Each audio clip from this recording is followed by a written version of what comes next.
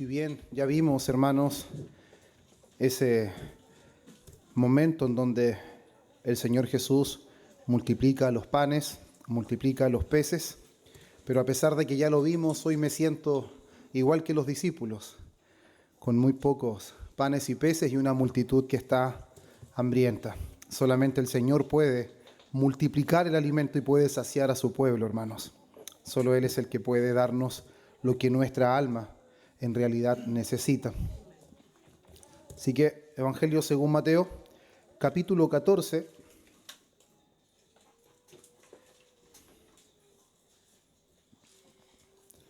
Vamos a dar lectura a los versículos 22 al versículo 33.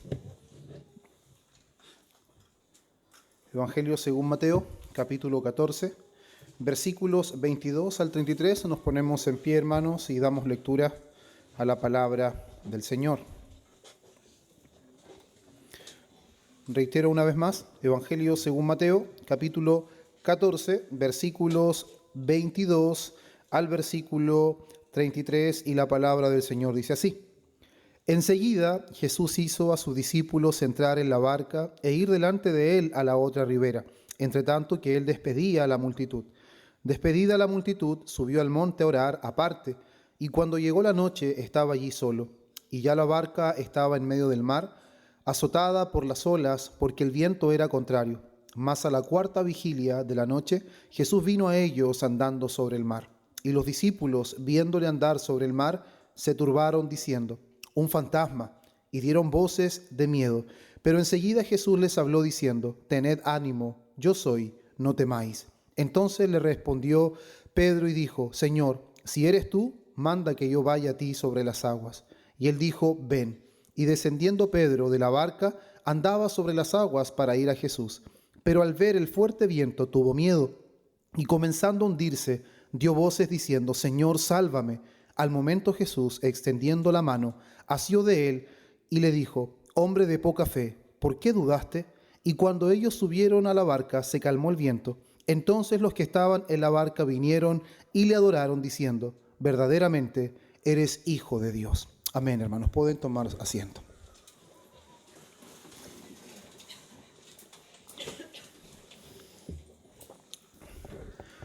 Hermanos míos, considerando estos versículos, esta porción de las Escrituras, el título del sermón de hoy día es Del temor a la adoración, conociendo a Cristo en medio de la tormenta. Reitero, del temor a la adoración, conociendo a Cristo en medio de la tormenta. Y creo, hermanos, que es importante que nosotros no perdamos de vista que lo que está aconteciendo en esta porción de las Escrituras no está desconectado de lo que anteriormente ya habíamos expuesto, porque lo que está haciendo Mateo, hermanos, es que viene revelándonos de manera progresiva quién es Jesucristo. No olvidemos que cuando comenzamos por primera vez el Evangelio de Mateo, pudimos, hermanos, comentar que el objetivo principal de Mateo es dar a conocer a judíos que Jesucristo es el Mesías prometido, que Jesucristo es el Salvador del mundo. Ese es el objetivo principal que tiene Mateo, es que a través de todas las señales, a través de todo el caminar de Jesús, los judíos puedan convencerse de que no deben esperar a otros, que Jesucristo verdaderamente es el Hijo de David, que Jesucristo verdaderamente es el descendiente de Abraham. Y eso comienza el Evangelio según Mateo aclarando eso. Por eso, hermanos, es importante que nosotros entendamos, introduciéndonos en el sermón de hoy día, de que el Evangelio de Mateo, en forma general, hermanos, no es simplemente o no tiene el propósito de ser una colección de milagros o ser una colección de enseñanzas del Señor Jesús, sino que Mateo ha sido muy cuidadoso. Ha sido muy riguroso, hermanos, en su relato para poder exponer la persona de Jesús y al mismo tiempo poder responder una pregunta muy importante. Y esa pregunta es: ¿quién verdaderamente es Jesús? ¿Quién verdaderamente es Jesús? Es lo que intenta demostrar y responder Mateo a lo largo de todo el Evangelio. Y es precisamente, hermanos, en este capítulo 14, donde esa pregunta toma mucha más fuerza, porque nosotros comenzamos el capítulo viendo la muerte de Juan, Vimos cómo el profeta que preparó el camino del Mesías finalmente perdió su cabeza, fue rechazado su mensaje y él fue ejecutado. Y dijimos que esto anticipaba, ¿cierto?, los sufrimientos y también claramente cómo sería el ministerio del Mesías. Luego nosotros, de ese relato de la muerte de Juan el Bautista, encontramos uno de los milagros más conocidos de toda la Biblia. Y mencionamos que es el único milagro que registran todos los evangelistas. ¿Cierto? Lo mencionamos, que es la alimentación de los 5.000, donde Mateo dice de que no se consideraron no se consideraron mujeres y tampoco niños, por lo tanto el número podía fácilmente llegar a 20.000 o inclusive a 25.000. Y lo que nosotros vimos ahí principalmente es que Jesús no solamente tuvo compasión de la multitud porque tenía hambre, sino que principalmente, hermanos, las obras que el Señor Jesús estaba haciendo y principalmente este milagro de multiplicación llevaban nuestra mirada, hermanos, a lo que había sucedido en el Antiguo Testamento. Cómo el Señor, hermanos, pudo alimentar a Israel en el desierto. Y ahora, hermanos, era el Señor Jesús el que estaba alimentando a una multitud que estaba sedienta. Por lo tanto, no perdamos de vista, hermanos, que Mateo no solamente tiene la intención de, una vez más, mostrar una colección de milagros de Jesús, sino que él tiene, hermanos, en mente dar evidencia de que Jesucristo es ese profeta superior a Moisés. De que Jesucristo, hermanos, no es solamente un profeta más, sino que Él es el pastor prometido que habíamos leído nosotros a través del profeta Ezequiel. Que Jesús verdaderamente es Emmanuel, Dios con nosotros. Ese es el propósito específico y más esencial que tiene Mateo en todo, hermanos, la estructura en cómo él presenta el Evangelio. Pero con esto nosotros estamos bastante asombrados, los discípulos quedaron bastante maravillados y vamos a ver que la multitud también está maravillada con esto. Pero antes de que nos posicionemos en donde el Señor Jesús va a seguir haciendo sanidades y la multitud le va a seguir, ahora el Señor Jesús de manera inmediata. El texto dice, enseguida Jesús hizo a sus discípulos entrar en la barca. Nosotros vamos a ver, hermanos, cómo ahora el Señor Jesús va a tratar de manera específica y de manera especial con sus discípulos. ¿Y qué es lo que nosotros vamos a ver aquí principalmente, hermanos? Vamos a ver 4 puntos. ¿Y cuáles son estos 4 puntos que vamos a intentar desarrollar para que veamos la escena, hermanos, y comprendamos que esto tenía un propósito específico para sus discípulos y para todo verdadero discípulo a lo largo de toda la historia? Primero, vamos a ver que Cristo es el que conduce a sus discípulos a la tormenta. Vamos a ver que la tormenta no es una casualidad, sino que es Jesús el que lleva a sus discípulos a la tormenta. Segundo punto, vamos a ver que Cristo se revela en medio de la tormenta. Tercero, vamos a ver que Cristo sostiene la fe imperfecta de sus discípulos. Y cuarto, vamos a ver que los discípulos pasan del temor a la adoración. Vamos a ver cómo pasan de ese momento crítico de incertidumbre, de temor, pasan a la adoración. Por eso, hermanos míos, cuando nosotros conocemos verdaderamente a Cristo, qué es lo que está sucediendo con los discípulos, el temor comienza a transformarse en adoración, que va a ser ese el último punto que nosotros vamos a ver. Bien, ahora, versículo 22 al versículo 24, donde vamos a posicionarnos en nuestro primer punto, que Cristo conduce a sus discípulos a la tormenta. Lo primero que sorprende, hermanos, de este relato es que la tormenta no fue un accidente. La tormenta no es algo que sorprendió a Jesús. Sí sorprendió a los discípulos, pero no sorprendió a Jesús. Y escuche esto con bastante atención. La tormenta fue la consecuencia de la obediencia de los discípulos. Si usted se da cuenta, el que les dice que suban a la barca es Jesús. Los discípulos obedecen las órdenes de su maestro. Por lo tanto, debemos tener en claro algo desde el principio. La tormenta no es algo que los discípulos se buscaron. La tormenta no es el resultado de la desobediencia o de algún capricho como estamos acostumbrados a ver a Pedro. No, esta vez no es un capricho ni de Pedro ni de ninguno de los discípulos, sino que la tormenta es el resultado de la obediencia de los discípulos. Enseguida Jesús hizo a sus discípulos entrar en la barca. La palabra que el Señor Jesús utiliza aquí, hermanos, es muy fuerte, porque el verbo anankasó significa obligar, forzar. Eso significa que el Señor Jesús no les sugirió que entraran a la barca. Él no les dice simplemente que es una buena opción subir a la barca y emprender viaje, sino que el Señor Jesús les dice que deben subir a la barca. Ahora, Mateo ni Marcos nos relata directamente, ni Lucas, por qué el Señor les da esta orden tan categórica. Pero Juan sí nos dice efectivamente qué es lo que pasó. Las personas querían hacerle rey. Las personas estaban viendo que alguien que puede multiplicar los alimentos, que puede sanar las enfermedades, es el rey que ellos estaban esperando. Pero vamos a ver claramente que Jesucristo no tenía las intenciones de poder instaurar un reino terrenal, sino que claramente él iba a ser rey, pero no mediante la exaltación de los hombres, sino mediante la entrega de su vida hasta la muerte. Eso es lo que nosotros vamos a ver en todo el transitar de lo que fue el ministerio de nuestro Señor Jesucristo. Por eso, hermanos, es importante que reforcemos esta idea. Con frecuencia, hermanos, nosotros pensamos que las pruebas aparecen cuando nosotros hicimos algo incorrecto.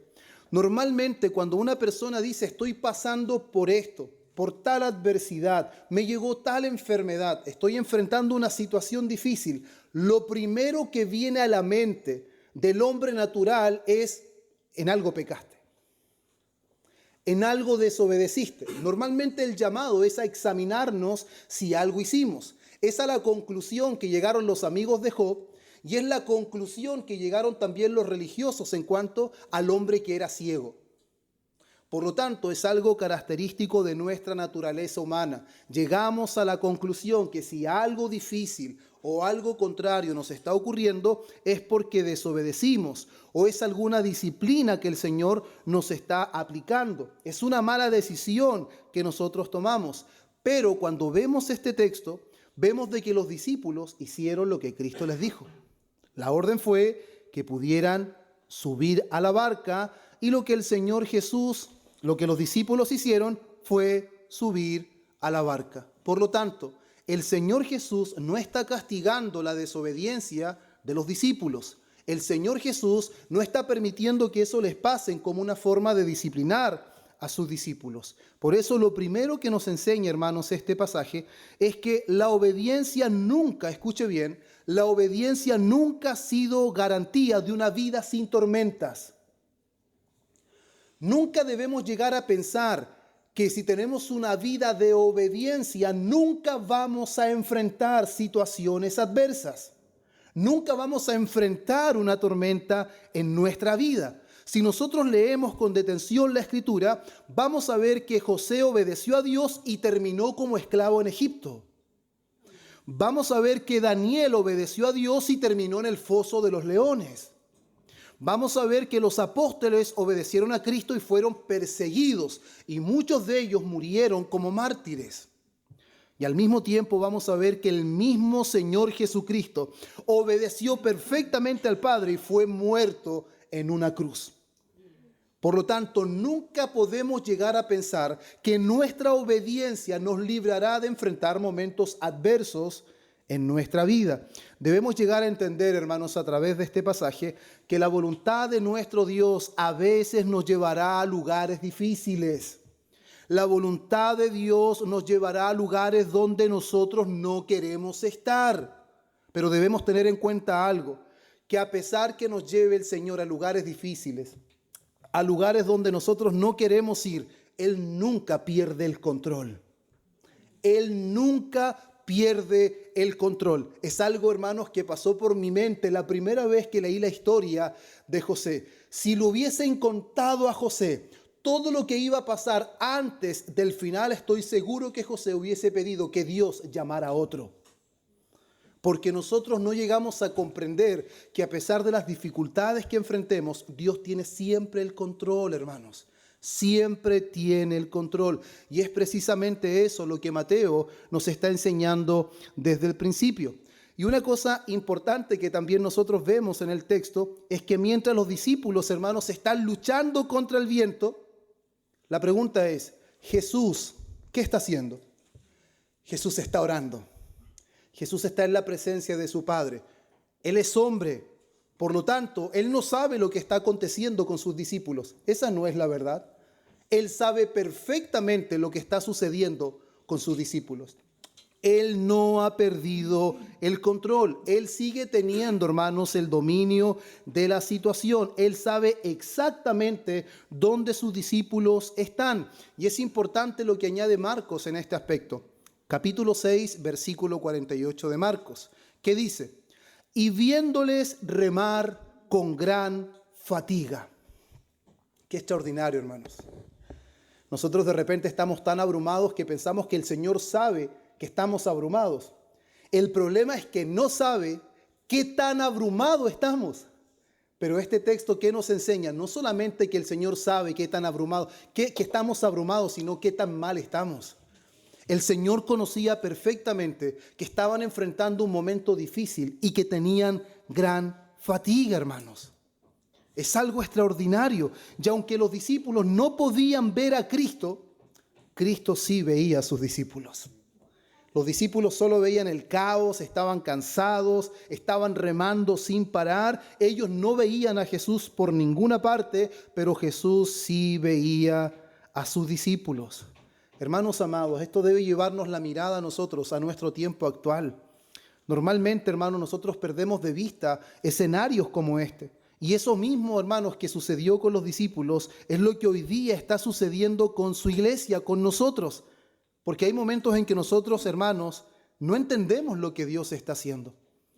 Pensamos que seguramente estamos batallando con este mundo que está caído, que está bajo el maligno, y que el Señor parece que no está viendo todas las cosas que están ocurriendo. Nosotros oramos y parece que el cielo guardara silencio. Las circunstancias parece que no cambian en absoluto, y si Dios tiene el poder para cambiarlas, ¿por qué no las cambia? Los problemas permanecen idénticos que cuando nosotros los presentamos al Señor y el Señor parece que se olvidó de nosotros. Ahora, ¿por qué pasa eso, hermanos? Porque normalmente tendemos a ver al Señor, que el Señor está presente si actúa como yo quiero que actúe, si hace lo que yo quiero que Él haga, si Él suple lo que yo creo que necesito. Pero lo que hemos perdido de vista es que nosotros no somos suficientes para entender realmente cuándo es el momento oportuno en cuando Él tiene que actuar. Si Él actuara en el momento que nosotros queremos, veríamos su poder, hermanos, pero perderíamos de vista cosas importantes que Él quiere enseñarnos y que Él quiere moldear en nosotros. La tardanza del Señor ante nuestros ojos no es tardanza para Él. Vamos a ver que Él nunca tarda, hermanos, y nunca hace algo porque sí. Siempre hay un propósito sabio y soberano detrás de cada propósito, detrás de cada trato que el Señor tiene con nosotros. Por eso, hermanos, podríamos pensar que Cristo nos ha olvidado, pero esa no es la realidad que muestra la Escritura. El Señor nunca pierde de vista a los suyos, nunca. Mire lo que dice Hebreos 7:25, que el Señor vive para interceder por ellos. El Señor vive para interceder por su pueblo. Mientras los discípulos luchaban, ¿dónde estaba Jesús? Ante su Padre. Y mientras la iglesia lucha en este mundo que está completamente caído y que cada día es más perverso, ¿qué hace Cristo? Sigue intercediendo por su iglesia. Hermanos amados, al igual que con los discípulos, Cristo no ha dejado de interceder. Cristo no ha dejado de mediar por su iglesia. Mientras los discípulos experimentaban debilidad, Cristo seguía teniendo el control absoluto de todas las cosas. Y quiero, hermanos, leer lo que Juan Calvino comenta acerca de este pasaje. Y él dice lo siguiente. Dice, Cristo no expuso a sus discípulos al peligro por crueldad, sino para fortalecer su fe. Si hubiera calmado el viento desde el principio, ellos habrían conocido su poder, pero al permitir que la tormenta se prolongara, también aprendieron a depender de Él. ¿Escuchó eso?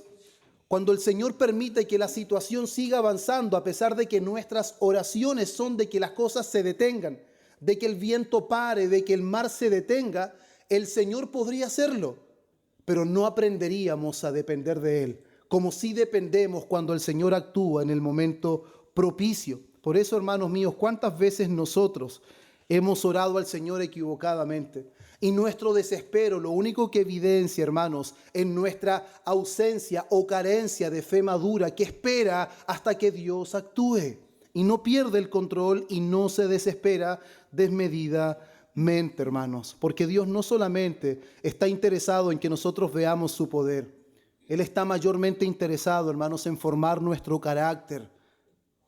¿Ha entendido eso, hermano? Dios no solamente quiere que nosotros digamos cuán poderoso es el Señor me libró de esto, el Señor hizo esto imposible, la puerta estaba cerrada, son cosas que escuchamos siempre. Había una puerta de trabajo cerrada y si el Señor la abrió, yo estaba enfermo y el Señor me sanó, yo no podía tener hijos y el Señor me permitió. Son cosas que normalmente los hombres revelamos y contamos, hermanos, pero ese no es el único propósito del Señor. El Señor tiene como propósito principal, hermanos, formar el carácter del creyente y que pueda aprender a depender y confiar exclusivamente en el Señor. Y esto refuerza Santiago, hermanos, en esa epístola, capítulo 1, versículos 2 y 3. Hermanos míos, tened por sumo gozo cuando os halléis en diversas pruebas, sabiendo que la prueba de vuestra fe produce paciencia. ¿Quién puede entender eso, tener gozo en las pruebas? Las pruebas, amados hermanos, no son evidencia de la ausencia de Dios. Muchas veces, hermanos míos, son evidencia de que Dios está obrando profundamente en nosotros. Qué equivocados estamos nosotros cuando pensamos que en las pruebas, cuando se extienden, cuando pasa el tiempo y no salimos de ahí, pensamos de que Dios está ausente. No, hermanos, mientras más se extiende la prueba es porque más profundamente Dios está tratando con nosotros. El trato de Dios siempre es bueno, siempre es sabio y siempre tiene como fin el bien para nuestras almas. Nunca perdamos de vista eso, amados hermanos.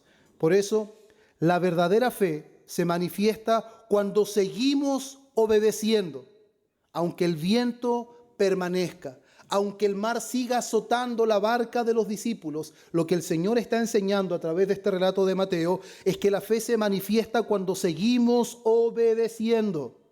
La verdadera fe es una fe obediente.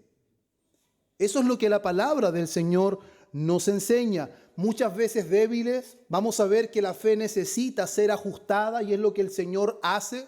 Vamos a ver cómo en innumerables ocasiones se habla de poca fe, a pesar de que no dice que es no fe, sino poca fe. Por eso, hermanos, en el momento de mayor oscuridad, es donde Mateo nos lleva al corazón del relato, hermanos. ¿Qué es lo que está sucediendo aquí? Cuando la esperanza de los discípulos ya se está agotando, cuando los discípulos llevan horas remando, cuando su cansancio, hermanos, ya es absoluto, ¿qué es lo que ocurre? Cristo aparece.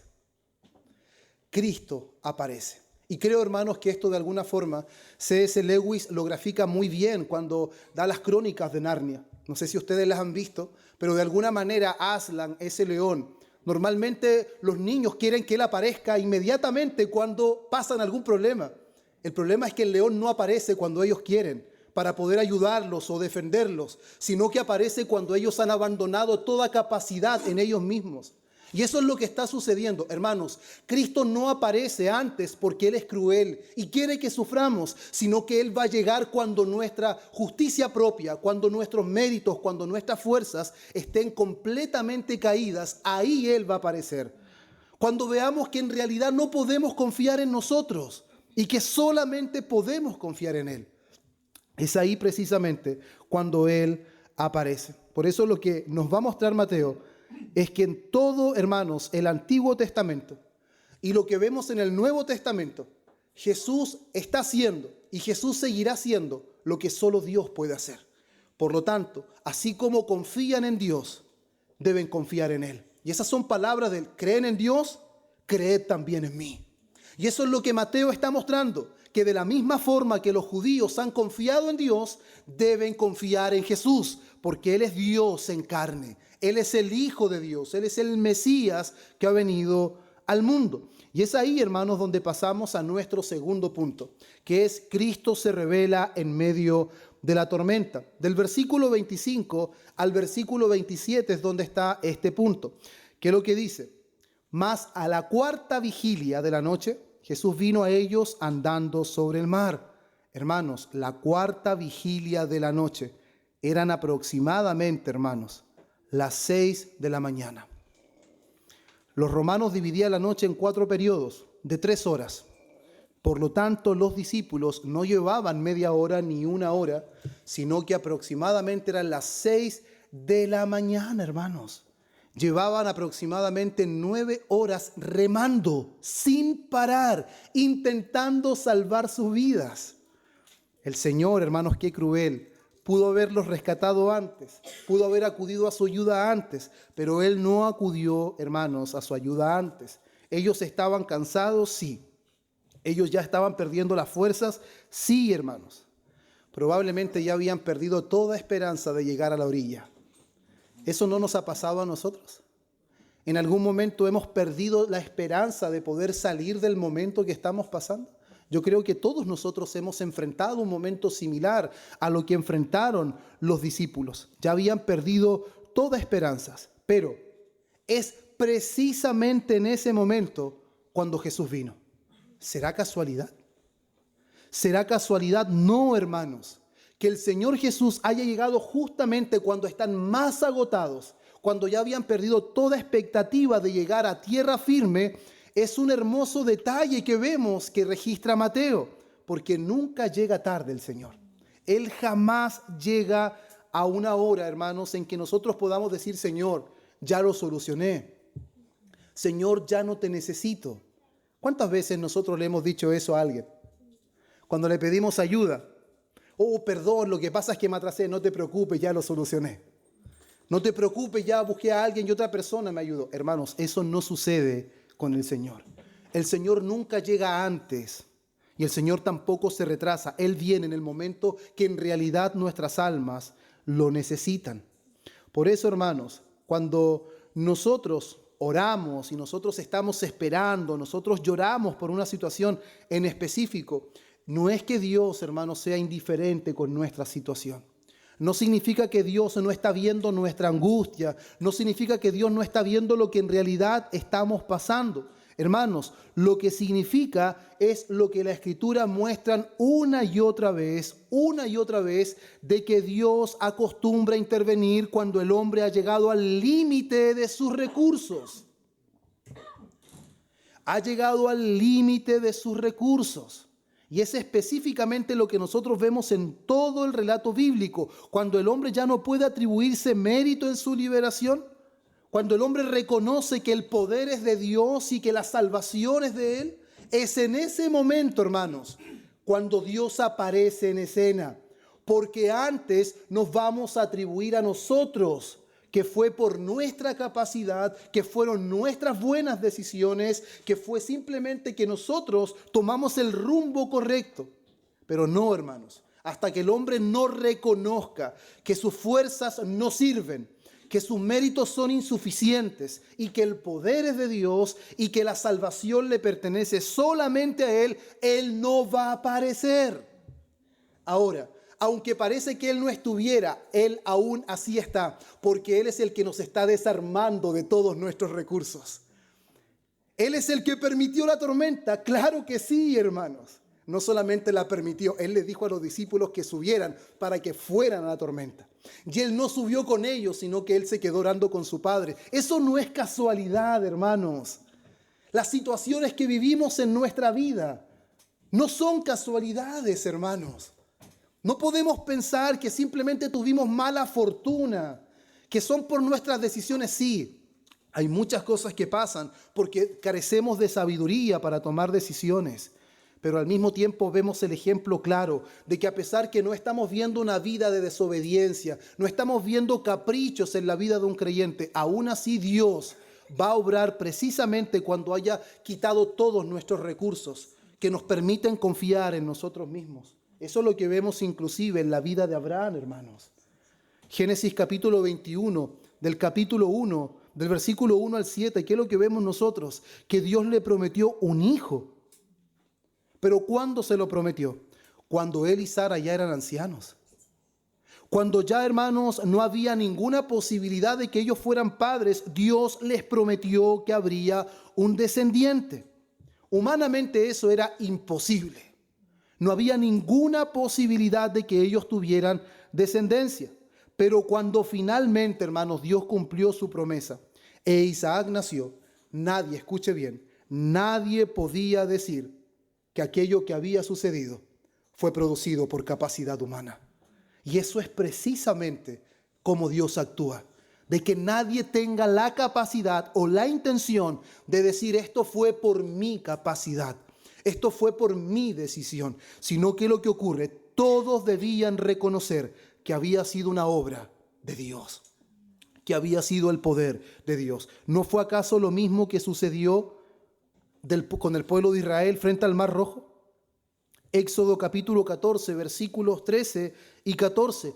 El pueblo de Israel está frente al mar. Detrás de ellos está el faraón junto con todo su ejército.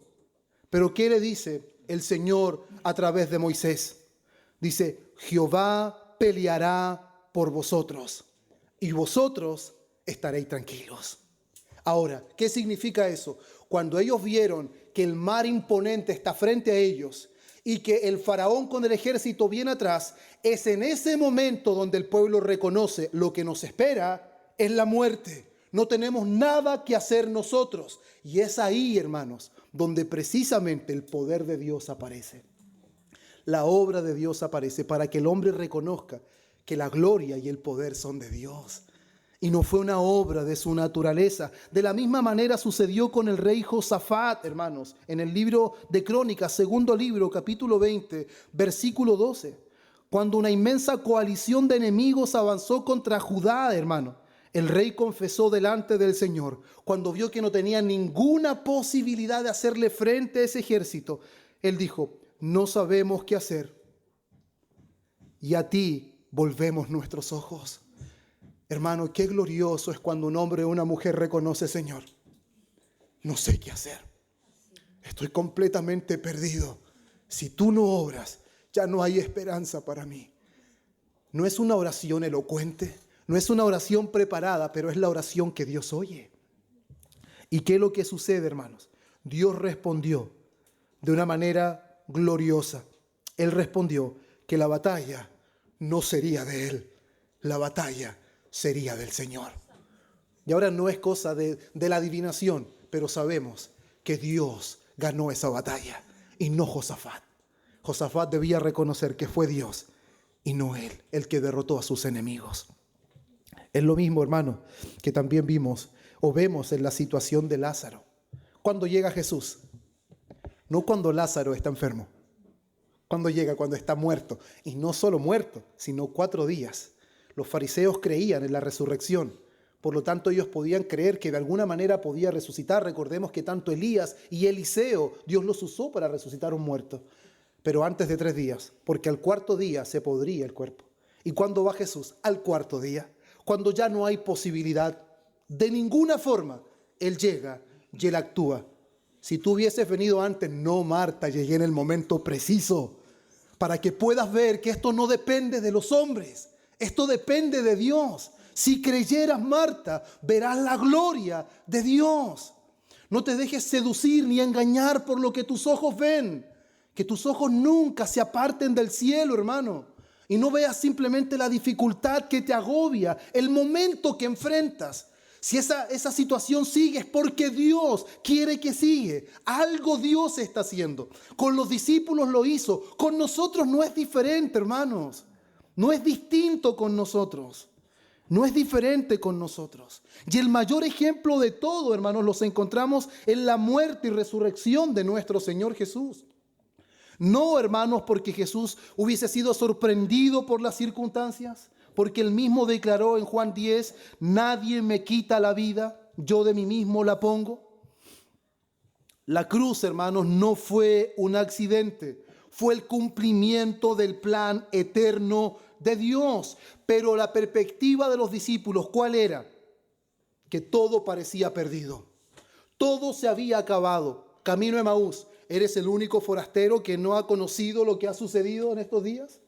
Las esperanzas se habían perdido. Ellos no podían ver que a través de la muerte del Señor Jesús, Dios había dado la mayor victoria a su pueblo. Porque nuestros ojos se velan, hermanos. Nuestros ojos se cierran cuando vemos adversidad o vemos que las cosas no van como nosotros pensamos que deberían ir, hermanos. No, es precisamente allí, hermanos, cuando todo parecía perdido para los ojos humanos. Es precisamente allí cuando el hombre está completamente desarmado que Dios manifiesta su gloria. Que Dios manifiesta su poder. Y en la persona de Cristo, cuando ya las esperanzas se habían perdido, Dios derrota definitivamente al pecado, la muerte y al mismo Satanás. Qué extraordinario es nuestro Dios, hermanos. Qué glorioso. Y ese es el patrón que nosotros vemos a lo largo de todo el relato de este sermón, hermanos. Ahora, cuando Jesús está caminando sobre el mar para que podamos avanzar, es cuando llegamos, hermanos, al centro del relato.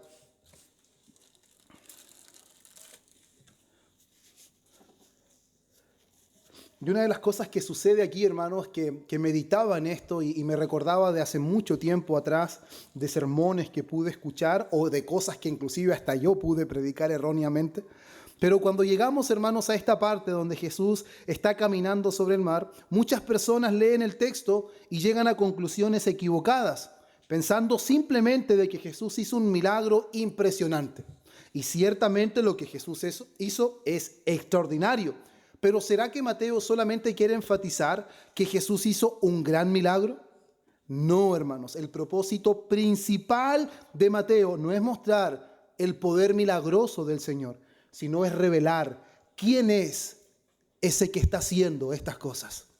¿Quién es el que tiene la capacidad de andar por sobre las aguas? Ese es el propósito principal, hermanos. Y para que nosotros podamos comprender lo que Mateo está diciendo, debemos comprender qué es lo que era el mar para los judíos.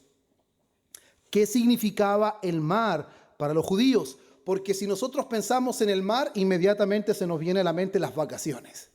Es el tiempo de ir a disfrutar, es el tiempo de la playa, es el tiempo del descanso. Pero para un judío, hermanos, el mar no significaba vacaciones, no significaba, hermanos, descanso, sino que para un judío pescador el mar significaba caos.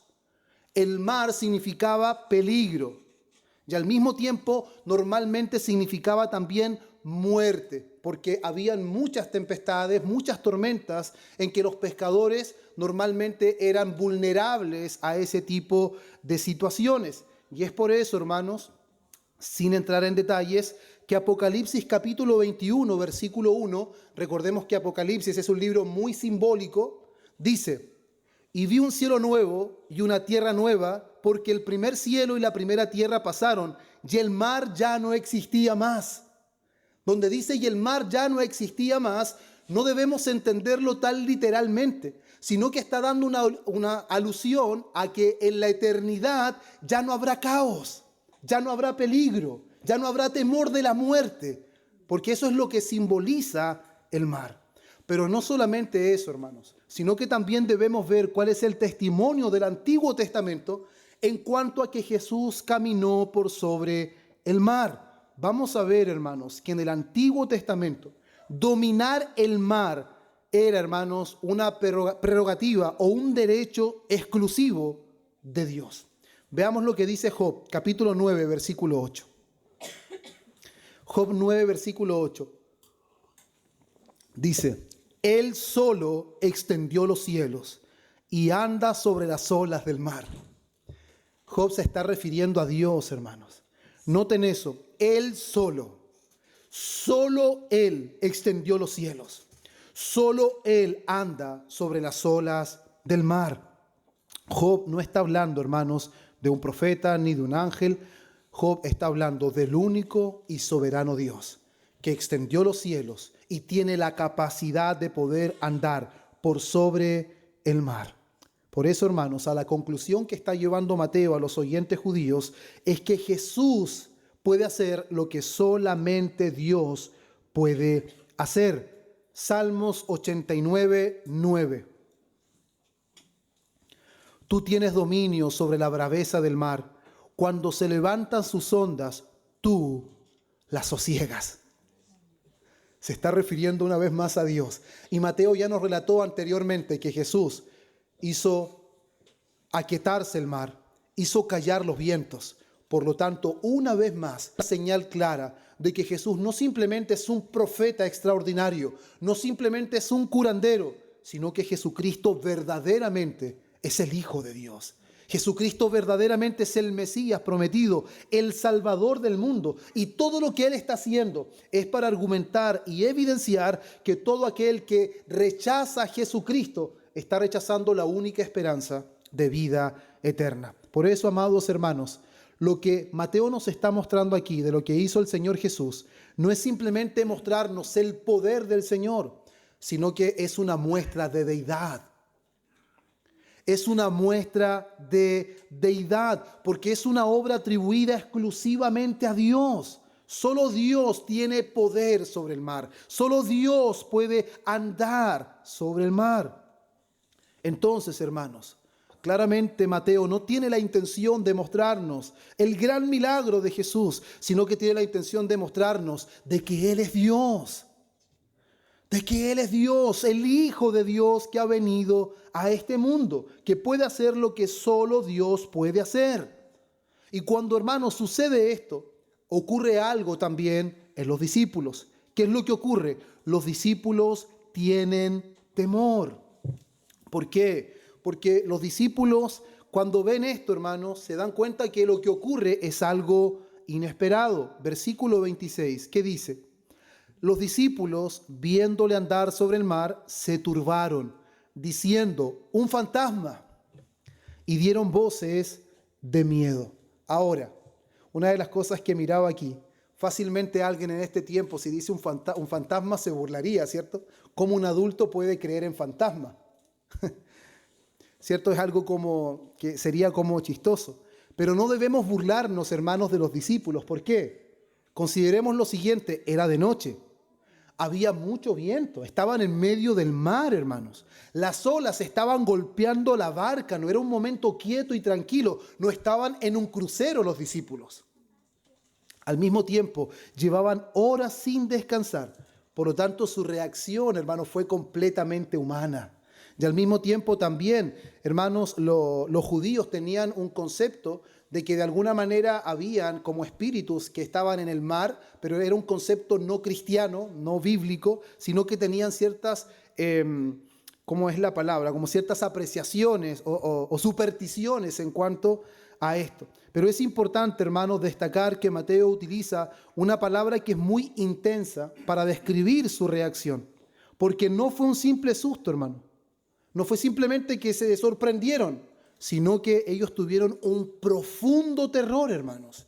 Estaban tan asustados por lo que estaban viendo que inclusive llegaron a pensar que podía ser un fantasma.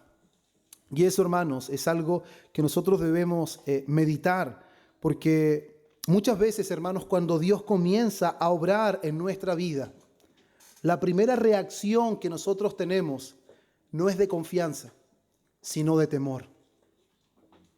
Dios empieza a obrar con nosotros y qué lamentable y qué triste escuchar, hermanos, lamentablemente en muchos círculos cristianos, cuando alguien llega al Evangelio, ahora va a empezar la cosa difícil. Y ni se le ocurra bautizarse, porque usted se bautiza, ahora todo se pone cuesta arriba. Ahora Dios va a probar su fe, ahora va a saber si en realidad eso no es. Hermanos, ese no es el temor que nos da la Escritura. Nunca nos atemoriza, la palabra nunca nos llama a tener temor del trato de Dios, nos llama a confiar en Él, a depender de Él. El problema es nuestro pecado, que Dios comienza a tratar con nosotros y nuestra primera respuesta es de temor y no de confianza. Pensamos que Dios es cruel, pero hermanos, Él no es cruel. No, hermanos, Él no lo hace por crueldad. ¿Por qué lo hace? Para que al contemplar su santidad, nosotros podamos ver cuán pequeños somos, hermanos. Y cuando nos vemos tan pequeños es cuando nuestra cabeza no está hacia arriba, sino que se postra ante el Señor. Y reconocemos nuestra bajeza, reconocemos nuestra dependencia del Señor, hermanos. Eso es algo muy tradicional que ocurre. Ocurrió con Isaías cuando vio la gloria del Señor. Él no dijo, qué experiencia tan maravillosa. Él dijo, ay de mí que soy muerto. Él no dijo, qué gloriosa la santidad de Dios. Yo soy un hombre de labios inmundos. Dios me va a matar. Esa fue la reacción del profeta. Ocurrió lo mismo con Ezequiel, hermanos, porque él también vio una visión de la gloria de Dios. Ezequiel 1:28 dice, cuando yo la vi, me postré sobre mi rostro.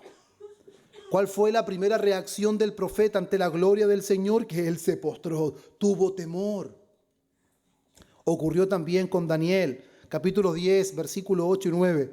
Él dice, no quedó fuerza en mí. Por la visión que él tuvo, dice, no quedó fuerza en mí. Y caí sobre mi rostro. ¿Qué pasó? Su fortaleza, hermanos, desapareció. Estaba completamente debilitado, ya estaba sobre su rostro. Pero la palabra dice que apareció un mensajero celestial. Lo tocó y le dijo, no temas, Daniel.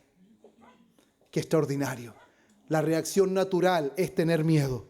Pero el Señor, ¿qué nos dice? No temas. No temas. Ocurrió también con los pastores de Belén. ¿Qué es lo que dice Lucas capítulo 2, versículo 9? Un ángel del Señor se presentó ante ellos y la gloria del Señor los rodeó con resplandor. ¿Cuál fue su reacción? Y tuvieron gran temor. Pero entonces el ángel dijo, no temáis, porque aquí os doy nueva de gran gozo. Se da cuenta, hermanos, que cuando el Señor empieza a obrar con nosotros, nuestra reacción es de temor, pero la respuesta de Él es que no temamos. No temamos, es Él, hermanos, el que está dándose a conocer, es Él el que está al control de todo. Y también ocurrió con los discípulos, hermanos, en lo que nosotros estamos viendo ahora. Y también siguió ocurriendo por mucho tiempo más. Por eso la respuesta del Señor es, tened ánimo, yo soy, no temáis. Qué extraordinario. No se asusten, no estén horrorizados, tengan ánimo. Pero ¿cómo el Señor dice tengan ánimo si estamos casi pereciendo en medio del mar? ¿Qué palabras más insensatas? No, hermanos, los insensatos eran ellos. Por pensar que el Señor, al no estar con ellos en la barca, no tenía el control de todo.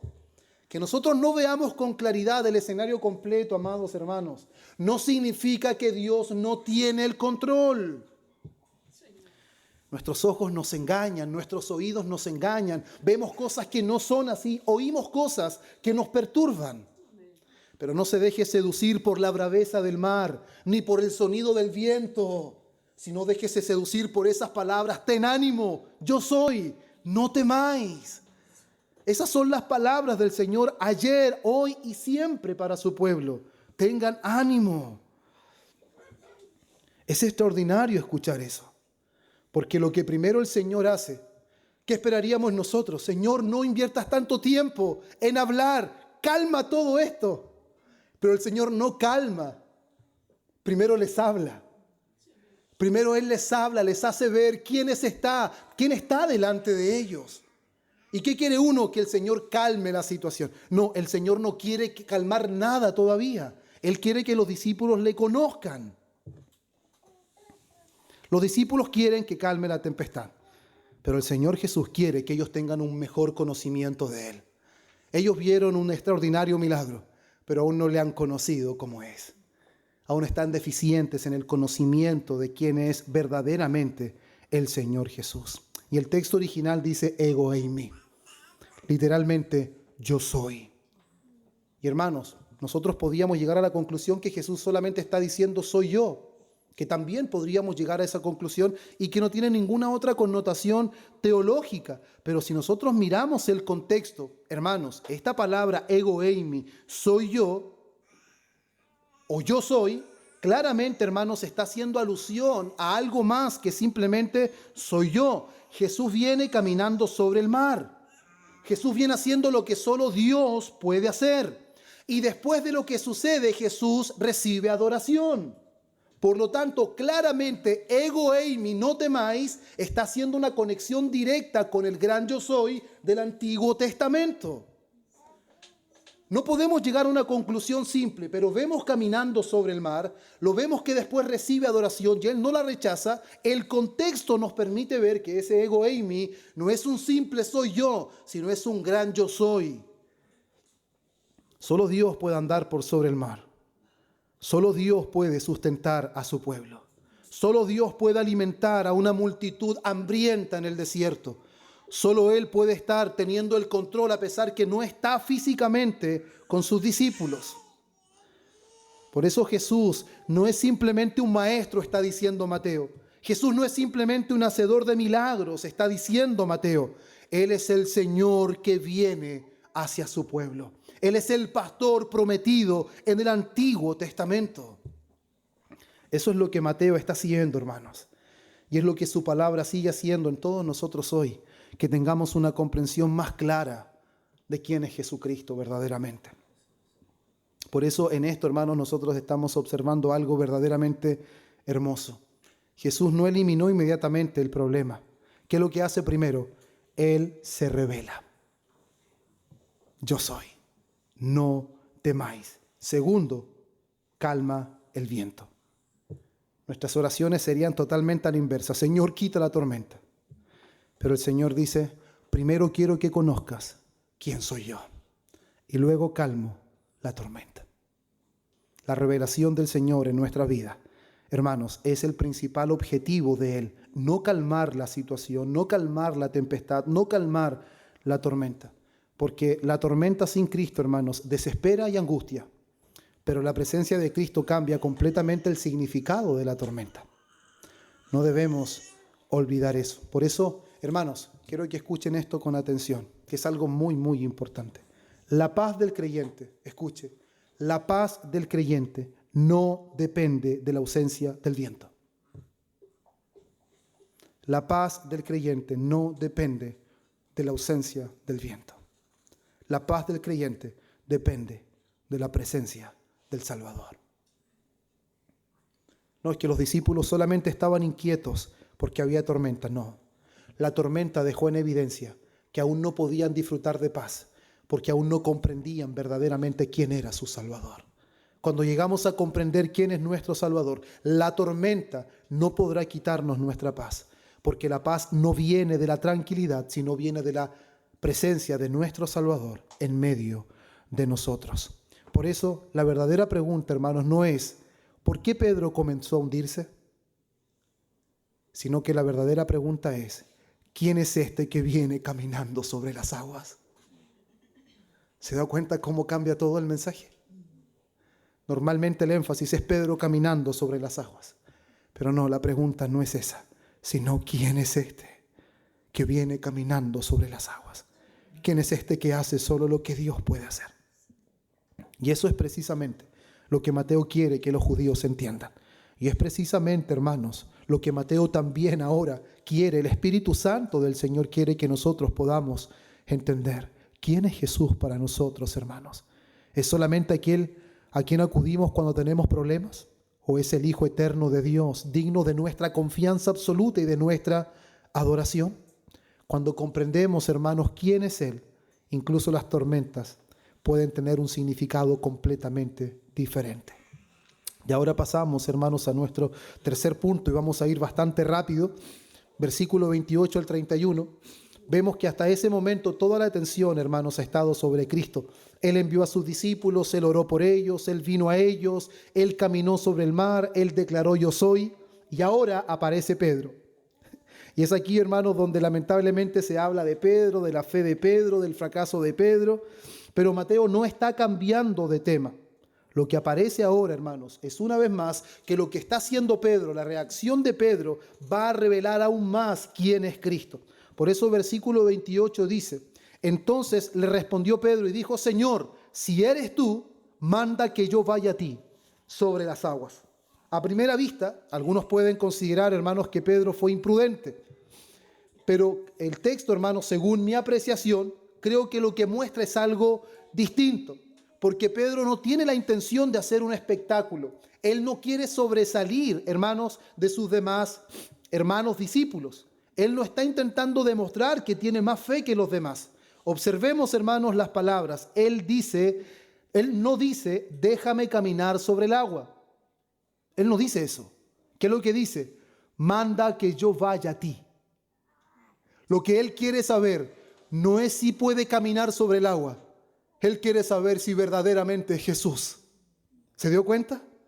Él no quiere ver qué tan buena fe él tiene y qué tanto mejor es que sus discípulos.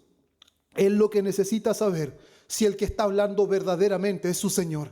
Él quiere ir a su Señor. Por eso el centro de la petición no es caminar, es llegar hasta Cristo. ¿Entendió eso, hermanos? El centro de esta petición no es caminar sobre las aguas, es llegar hasta Cristo. Por eso, la fe verdadera siempre tiene un objeto y ese objeto es Cristo. No se trata simplemente de creer, amados hermanos. Se trata de creer, de confiar en una persona y esa persona es Cristo.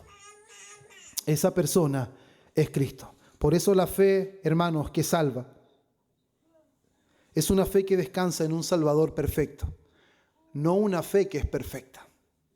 Nunca alcanzaremos la perfección de nuestra fe de este lado de la eternidad.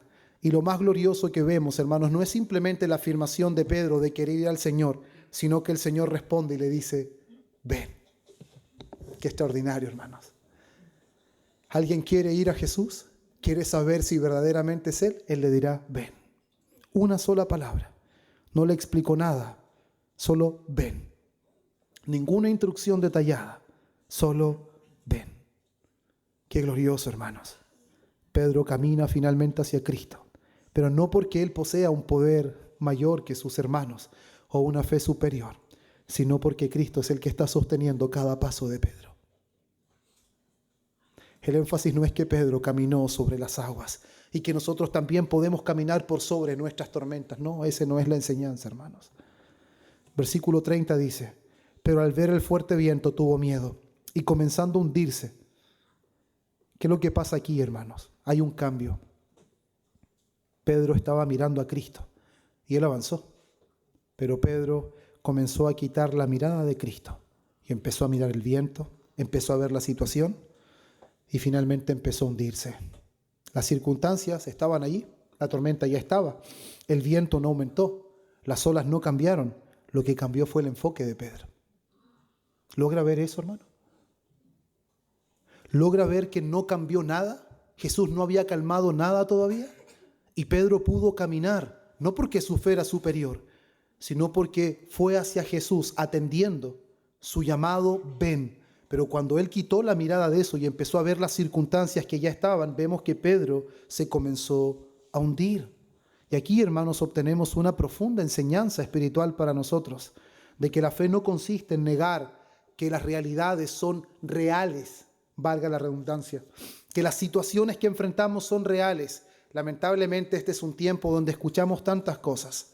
¿Está enfermo? No, pero yo en este momento declaro que no estoy enfermo. Y voy a vivir como si no estoy enfermo. Le acaban de informar que hay una dificultad, pero no.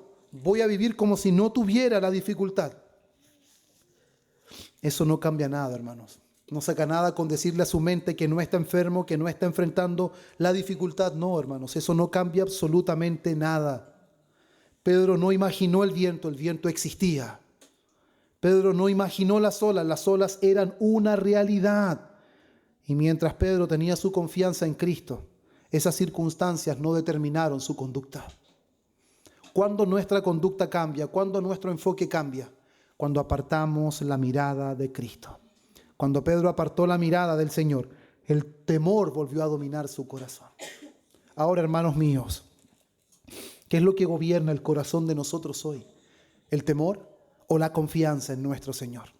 El temor o la confianza en nuestro Salvador. Creo que en nosotros ocurre muchas veces esto. Confiamos en las promesas del Señor, nuestro comienzo es abrumador, estamos contentos, Cristo es todo para nosotros, no vemos ninguna dificultad, nada nos puede frenar, llegamos al culto con más alegría que todos los demás juntos, porque son nuestros comienzos, porque nuestra mirada está en el Salvador. Las cosas están iguales para todos, pero nosotros las vemos diferente. ¿Por qué? Porque nuestro enfoque es distinto por causa de que nuestra mirada está en el Salvador y no en las situaciones que nos rodean. Cuando nosotros, hermanos, empezamos a apartar la mirada de Cristo y empezamos a mirar la enfermedad, empezamos a mirar nuestra cuenta bancaria, empezamos a ver a nuestros hijos, empezamos a ver su futuro, casi sin darnos cuenta, hermanos míos, el temor ocupa el lugar que antes ocupaba la confianza en nuestro Señor.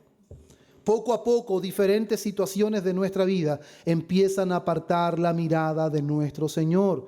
Y escuchamos una oración tan breve, pero tan profunda de Pedro, hermanos. Cuando él aparta la mirada del Señor, no necesita hacer una oración tan elocuente. Él simplemente pide lo que necesita. Señor, sálvame. Es que no sé orar. Pedro aquí nos dio una enseñanza de oración. Él solamente pidió lo que necesitaba. Se estaba hundiendo. Señor, sálvame. Qué oración tan breve, hermanos. Solo 2 palabras. Señor, sálvame. Nada más que eso. Pero son muy profundas, hermanos. No era un momento para hacer un discurso, no era un momento para decir, Señor, aquí estoy delante de ti, esta es mi situación, Señor, sálvame. Y creo que nosotros debemos aprender mucho de Pedro en ese sentido, a pedir lo que verdaderamente necesitamos sin tantos rodeos y sin tanto formalismo.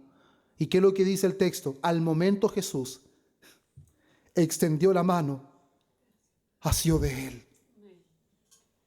Dese cuenta de algo. El Señor no demoró absolutamente nada en rescatarlo. Él no dijo, hombre de poca fe. No, primero lo salvó. Luego lo exhortó.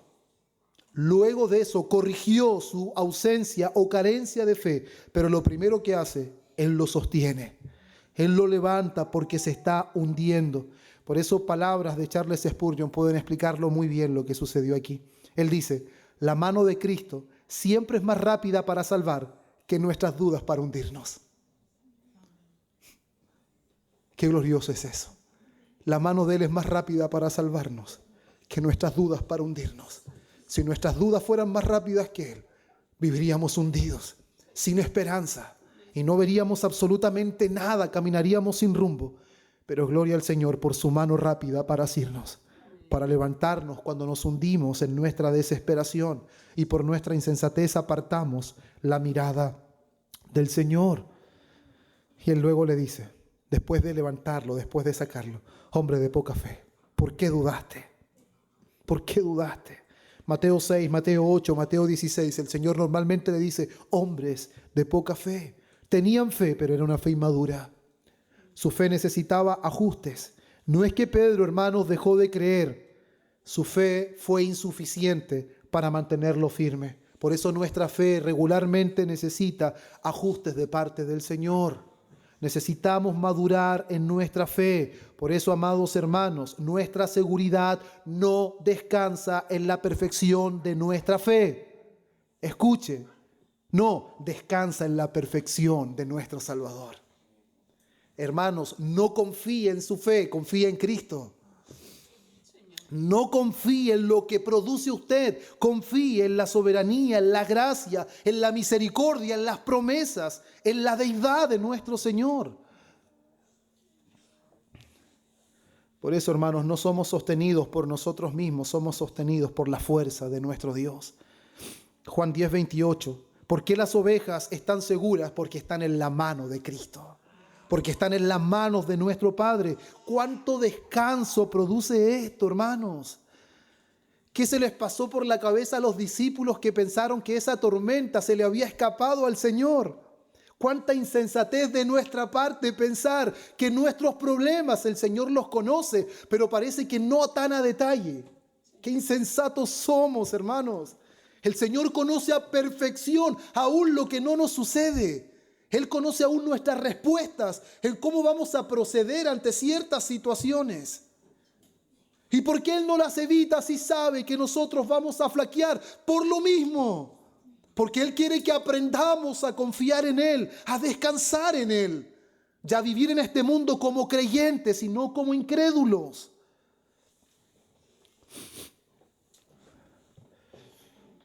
Por eso Mateo, hermanos, versículo 32 a 33. Llegamos a la parte final. Sé que me extendí un poco más, hermanos. Llegamos a la parte final. Los discípulos suben a la barca y el viento se calmó. Qué maravilloso. El Señor lo levanta, luego lo exhorta y luego el viento se calma. El viento cesa. Pero Mateo apenas dedica unas palabras para esto, hermanos. No dedica mucho tiempo a esto. ¿Por qué? Porque nunca, hermanos, fue el viento el tema principal. Nunca fue la tormenta el tema principal. El tema principal siempre fue Cristo. Siempre fue Cristo el tema principal. Véanlo a Él, alimentando una multitud, andando sobre el mar. Véanlo a Él. Ese era el objetivo de Mateo.